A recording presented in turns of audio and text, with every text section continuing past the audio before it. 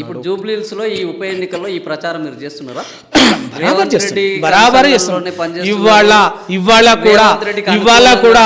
ఇవాళ కూడా జూబ్లీహిల్స్ లో జరుగుతున్నది ఏంటంటే అజహరుద్దీన్ అనేటటువంటిది ఇవాళ రాత్రి ముస్లిం మైనార్టీలకు మేము వ్యతిరేకం కాదు.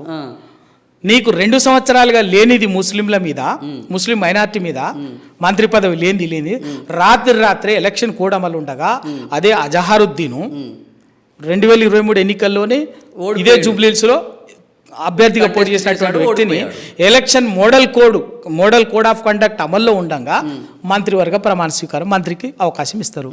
ఎందుకు బీజేపీ మీరు ఇవ్వండి. రాష్ట్రానికి సంబంధించింది జూబ్లీహిల్స్ అనేది ఒక చిన్న నియోజకవర్గానికి, మీరు అన్నట్టు సింపుల్ నియోజకవర్గం, రాష్ట్రానికి సంబంధించింది. నియోజకవర్గంలో ఎన్నికలు జరుగుతుంటే రాష్ట్ర ప్రయోజనాలను పక్కన పెట్టేసి వదిలిపోతారా? క్యాబినెట్ అనేది రాష్ట్రానికి సంబంధించింది కదా. క్యాబినెట్ రాష్ట్రానికి సంబంధించింది కరెక్టే, నిజమే. 2 ముస్లిం మైనార్టీకి మంత్రి పదవి లేదు ఇవ్వాలన్నది నిజమే. హైదరాబాద్ నుంచి మంత్రి పదవి లేదని అంటే నీ మొన్నకాలే అయిందా మంత్రి పదవి? 2 సంవత్సరాలుగా ఆల్రెడీ ఒకసారి మంత్రివర్గ విస్తరణ చేసింది కదా. ఆ రోజు ఎందుకు ఇయ్యలే?